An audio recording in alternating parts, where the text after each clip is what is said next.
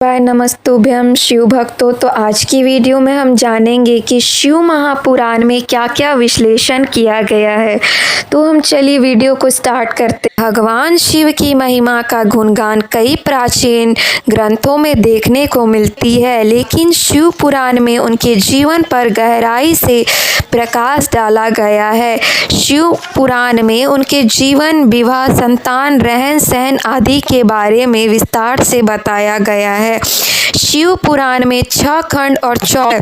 पहला है विश्वेश्वर संहिता, दूसरा है रुद्र संहिता, तीसरा है कोटि रुद्र संहिता, चौथा है उमा संहिता, पांचवा है कैलाश संहिता और छठा है वायु संहिता। विश्वेश्वर संहिता में क्या क्या वर्णन किया गया है? शिव पुराण की इस संहिता में भगवान शिव से जुड़ी ओमकार शिवलिंग की पूजा और दान का महत्व बताया गया है। भगवान शिव के आंसू से बने रुद्राक्ष और उनकी भस्म के बारे में भी इस संहिता में जानकारी दी गई है। इसमें बताया गया है कि ऐसा रुद्राक्ष को धारण नहीं करना चाहिए जिसमें कीड़े लगे हो या जो खंडित हो। ऐसे ही कई और जानकारी भी है इस संहिता में। दूसरा, रुद्र संहिता में क्या क्या वर्णन किया गया है? शिव पुराण की यह महत्वपूर्ण संहिता है।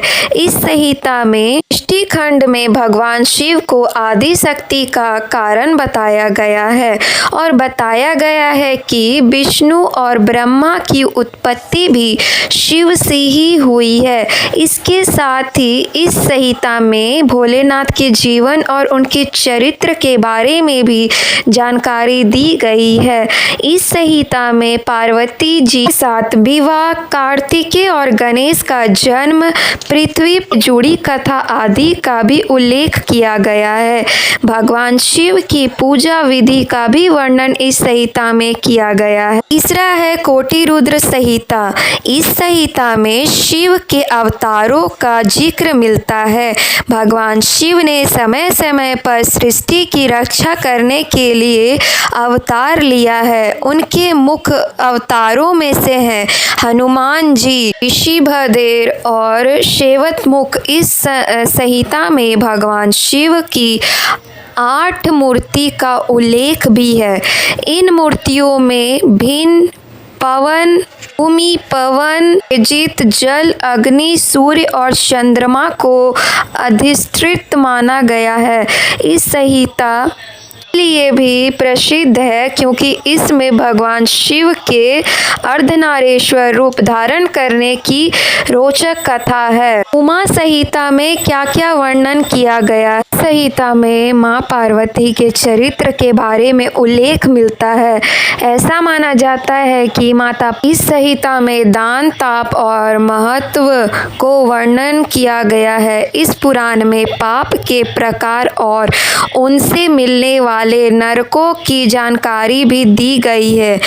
आप पाप कर्म करने के बाद कैसे उसका कर सकते हैं, इसका भी उल्लेख भी इस संहिता में मिलता है। कैलाश संहिता में भगवान शिव की पूजा करने की संपूर्ण विधि मिलती है। इसके साथ ही योग के बारे में भी इसमें विस्तार में बताया गया है। इसके साथ ही शब्द मन कहे जाने वाले ओमकार के महत्व की भी इस संहिता में विस्तार में चर्चा है। इस संहिता में गायत्री जाप के महत्व पर भी प्रकाश डाला गया है।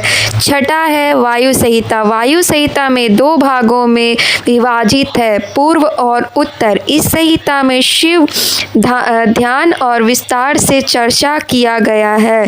साथ ही योग और मोक्ष प्राप्त करने के लिए भगवान शिव की प्रधानता भी की गई है। भगवान महादेव के सगुण और निर्गुण रूप का भी इस संहिता में उल्लेख किया गया है। शिव पुराण का पाठ करने से हमें क्या क्या लाभ मिलता है? शिव पुराण का पाठ करने से व्यक्ति को भय से मुक्ति मिलती है। मानसिक शांति की प्राप्ति के लिए भी शिव पुराण का पाठ किया जाता है।